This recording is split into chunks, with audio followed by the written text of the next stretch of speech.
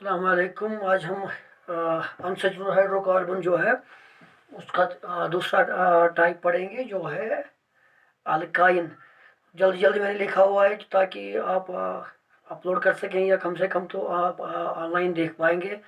Video compress करने के बावजूद भी आप अच्छी तरह से इसको जो है अपलोड नहीं कर पा रहे, तो मैं कोशिश करूँगा जल्दी जल्दी करने की।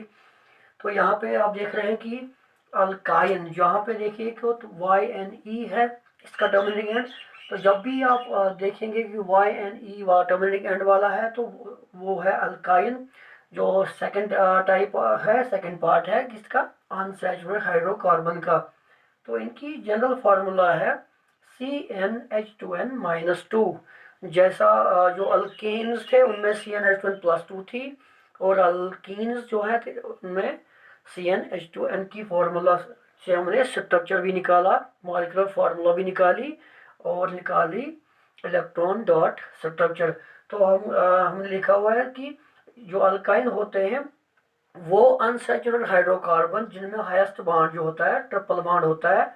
और ट्रिपल बॉन्ड क्या है, 3 पेयर ऑफ इलेक्ट्रॉन्स। और मैंने कार्बन नंबर में फिर से याद दिला दूँ, meth 1 8 2 prop 3 but 4 pent 5 hex 6 hept 7 octa 8 9 और डेक 10। तो एग्जांपल लेंगे हम। पहली एग्जांपल हमारे पास होगा इथाइन। तो यहाँ पे देखिएगा आप YNE है फॉर्मूला में, जो मॉलिक्यूल इसकी जो स्पेलिंग है YNE है। तो यहाँ पे भी YNE है, तो ये है अल्काइन। तो इथ क्या होता है, इथ होता है 2। तो फार्मूला के हिसाब से जाएंगे, C इस N के बदले 2, जो कि इथ बोलता है मैं 2, H2, फिर से यहाँ N है तो N के बदले 2 -2। तो क्या बनेगा, C2, 2 2 ज़ा 4, 4 -2 इज 2। तो ये बन गई हमारी MF, मॉलिक्यूलर फॉर्मूला।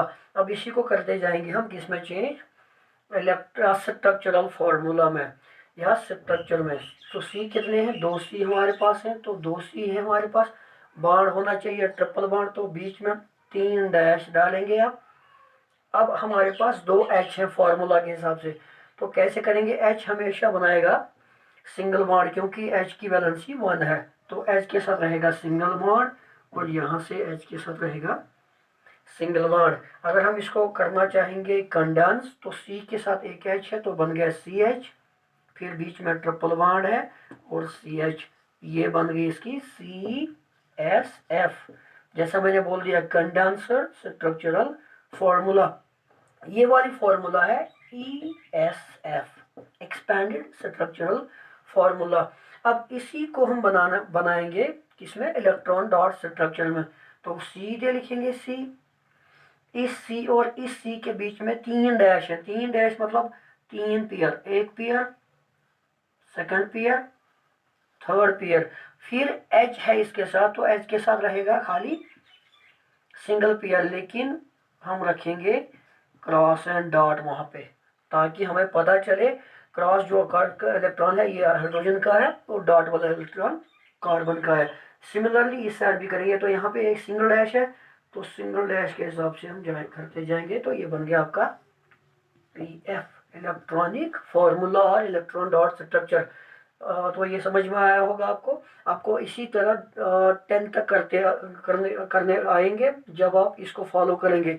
जब भी फार्मूला के एंड पे आप या स्पेलिंग के एंड पे देखेंगे YNE, तो जनरल फार्मूला लगेगी, ये बॉन्ड होगा ट्रिपल बॉन्ड। तो इथाइन जो मैंने दे दिया, मॉलिक्यूलर फार्मूला भी, स्ट्रक्चरल फार्मूला भी और इलेक्ट्रॉन डॉट स्ट्रक्चर भी। अब करेंगे हम दूसरी एग्जांपल, बस आज खाली दो एग्जांपल, सो दैट जो वीडियो लेक्चर है वो बिल्कुल शॉर्ट रहे ताकि आप उसको अपलोड कर पाए। अब हम बात करेंगे प्रोपाइन की।